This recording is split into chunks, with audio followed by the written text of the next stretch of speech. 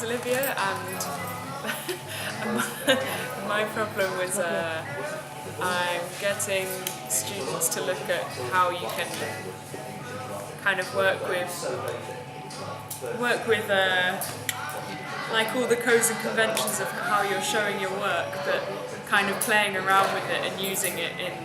rather than just accepting this is how I display my work, this is what happens at an exhibition,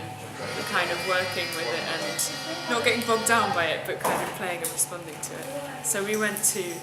the Urbis, it's now the Football Museum, and as usual the gift shop was as big as, well, kind of as big a feature almost as the museum, and they had one of those machines where you put in a pound and it flattens a penny, and I was thinking, and there's 4 designs that you can have, and I thought maybe it could be quite a good starting point as a brief of maybe working with that, not so that you can make a product necessarily, but just working out this balance between there's the gallery space and there's the shop space, and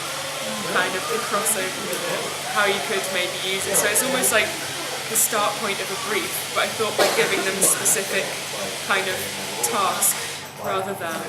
the gallery at large or the shop in a gallery at large, then maybe that would kind of help them in the thinking as a starting point. So that was a pound. My name's Kerry Mokes, and my problem was really around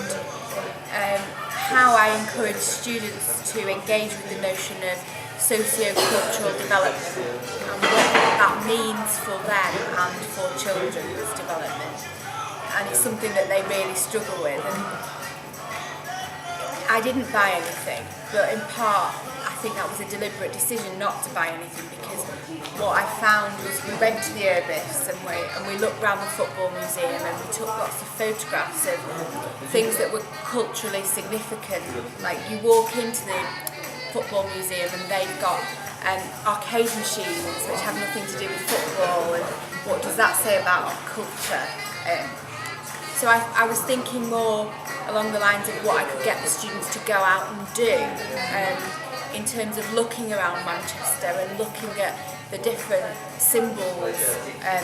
cultural signs that are around, and what that means and how do they relate to those objects or symbols. Lots and lots of ideas are going around my mind in terms of what I can do, so I haven't quite settled on something, but I really thought that walking and talking and sharing and was really significant, and going into the pound shop and looking at the types of toys that were there, and in terms of a child's cultural experiences, what does that mean? So lots and lots of thinking has been done, but I didn't buy anything, so I'm £3 safely in my pocket. What pictures did you take? I took lots of pictures of in the Urbis, around some of the kind of things that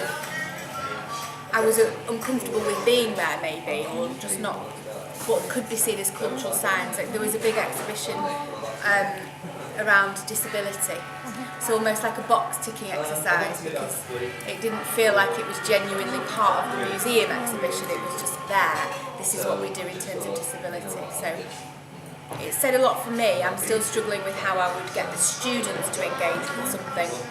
like that, and I think it needs to be very carefully and specifically structured for them.